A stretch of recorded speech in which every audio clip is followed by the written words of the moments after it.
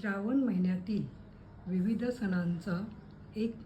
मिलाप या ठिकाणी मी केलेला आहे आणि त्याला नाव दिलेलं आहे श्रावण सरी.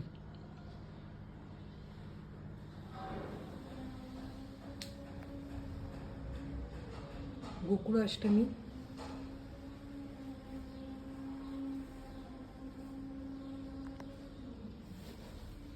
नारळी पौर्णिमा, रक्षाबंधन, दहीहंडी, ज्योतीची पूजा, महिलांचा आवडता सण म्हणजे नागपंचमी, श्रावणी सोमवार, श्रावण महिन्यामध्ये येणारे मंगळागौर,